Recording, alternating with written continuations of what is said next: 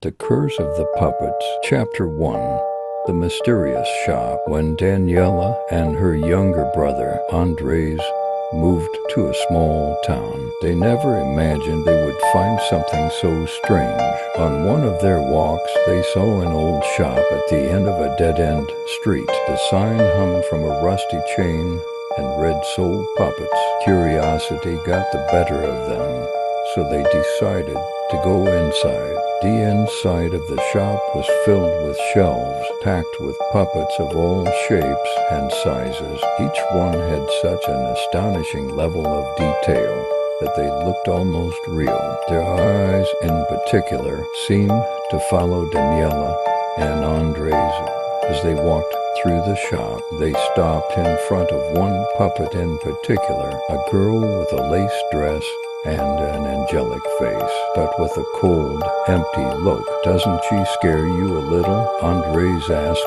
quietly. Daniela nodded, although the puppet fascinated her as well. There was something about it that made her feel uncomfortable and at the same time intrigued. However, before they could explore further, an old woman emerged from the back room. Her gray hair and enigmatic smile made them feel like they had made a mistake by entering. "Are you interested in any particular puppets?" the old woman asked, her voice seeming to drawl. Daniela quickly shook her head, sensing that something in the shop was not right. They thanked her and left, but the memory of the cold-eyed puppet remained etched in her mind, as if the shop had left an invisible mark on them. Chapter 2. The Strange Apparition. That night, as they tried to sleep, Daniela heard a faint tapping sound. At first, she thought it was just the wind against the window, but the sound persisted and grew more and more insistent. With some trepidation, she got up and went to her brother's room. To her surprise, she found Andres standing by the window, looking out at the garden. He seemed completely mesmerized. "What are you doing here at this hour?" she asked quietly, trying not to scare him. Andres didn't answer, but pointed at something in the garden. As she looked, Daniela felt a chill run down her spine. In the darkness, she could make out a small, thin figure moving slowly towards the house. It was a puppet, identical to the one they had seen in the shop, with its lace dress and icy gaze. Before she could react, the puppet disappeared into the darkness. Daniela shook Andres to bring him back to his senses, but he was still in a trance, as if something was holding him captive. It was only after several minutes that Andres seemed to wake up, not remembering anything of what had happened. Chapter 3. Andrew's Changing Behavior. In the days that followed, Andrew began to behave strangely. His eyes seemed empty, and his movements were slow, almost mechanical. Daniela tried to talk to him, but he barely responded, and when he did, his words were cold and distant, as if he weren't really him. Also, every night, Daniela heard the same tapping sound. When she looked out the window, she saw the puppet's figure in the garden, watching them from a distance. She felt that this figure was linked to Andrew's behavior, and she began to suspect that the puppet was trying to take control of her brother. Finally, she decided to return to the shop to confront the old woman and demand answers. She felt that the shop and the puppet had some dark connection that she needed to unravel. Chapter 4. The second visit to the shop. Daniela returned to the shop, this time with determination. As she entered, the old woman looked at her with an enigmatic smile. "I knew you would come back," she said, as if she had been waiting for her. "What did you do to my brother?" Daniela demanded, not caring to be polite. The old woman laughed, and her laughter echoed throughout the shop. Daniela felt a chill run through her, but she did not back down. "It's not what I did to him, but what the puppet did to him the old woman replied, pointing to a display case at the back of the shop. Inside the display case was the puppet she had seen in the garden. Daniela felt a knot in her stomach at the sight of it. It was identical, but this time it seemed even more alive, as if it were waiting for the moment to move on its own. "Why is it here?" Daniela asked, holding back her fear. "Every puppet is connected to a soul," the old woman replied, "and that puppet found its soulmate in your brother." Daniela didn't quite understand, but one thing was clear. Her brother was in danger, and that puppet was the cause. Determined to save him, she asked how she could break the bond, but the old woman only smiled enigmatically, leaving Daniela with more questions than answers. Chapter 5.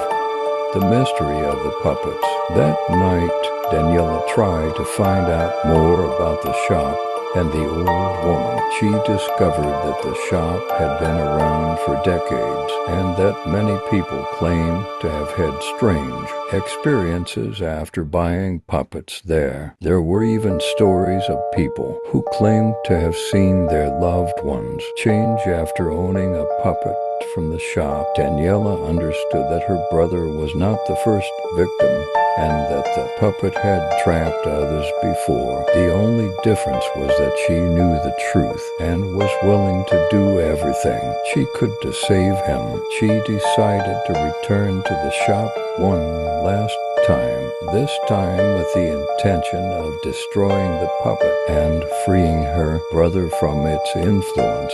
She knew the old woman wouldn't make it easy for her, but she wasn't willing to give up. Chapter 6.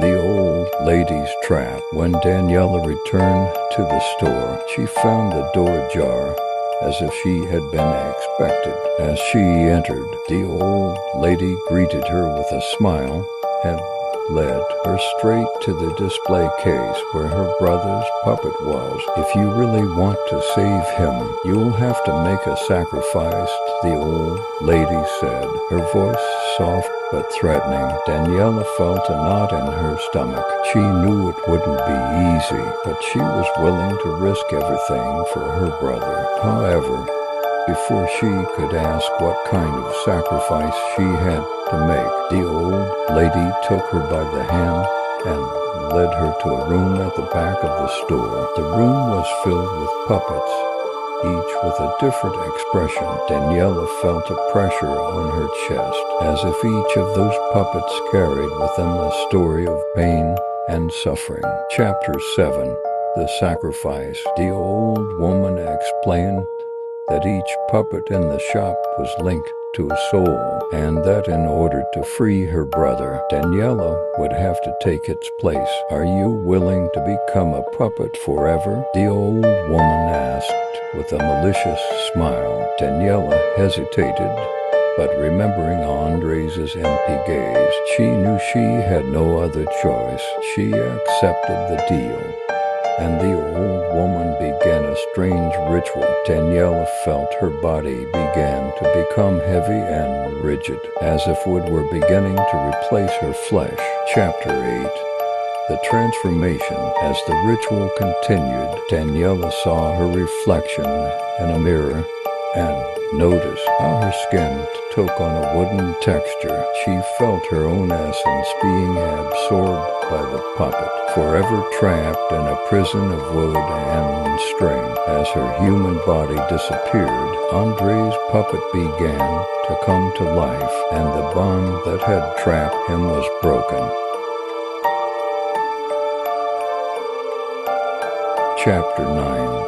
Andres' Liberation. When the ritual ended, Andres woke up in his house with no memory of what had happened. However, in the back of his mind, a small voice reminded him of his sister's presence. He knew something terrible had happened, but he couldn't figure out exactly what. At home, his mother tried to comfort him, unaware that somewhere Daniela was trapped in a wooden prison. Watching her family from the other side of the puppet shop, she knew she had managed to save him, but at a high price. Chapter 10. The final question. Every time Andrew walked by the store, he felt an inexplicable attraction to a particular puppet. It was a new one with a face that seemed strangely familiar to him. The puppet had a sad expression, and its eyes seemed to reflect a deep pain, as if it were alive, as if it had a story to tell. Finally, one day, he couldn't resist any longer and decided to go in. The old woman greeted him with a smile, that same enigmatic smile that seemed to hold endless secrets. "Are you interested in this puppet?" the old woman asked, pointing at the figure with a sad face. Andrew nodded, not knowing why. Something about that puppet made him feel a connection, a bond that he couldn't understand. The old woman extended the puppet to him, and as she touched it, he felt a strange warmth, as if something inside him was activated. They say that every puppet in this store has a trapped soul, the old woman said, staring at him. "Perhaps this one has a story you'd be interested in discovering." Andres looked at the puppet in his hands, unaware that his sister's last memories and sacrifices were trapped in its eyes. The question gnawed at him. Why did he feel so drawn to this puppet? Was it possible that someone he loved was trapped inside him, waiting to be set free? From then on, every night, Andres sat in front of the puppet, silently wondering if he could ever discover the truth behind their connection. But deep down, a disturbing question kept repeating itself. What if he could never free the soul that he somehow sensed was trapped inside him?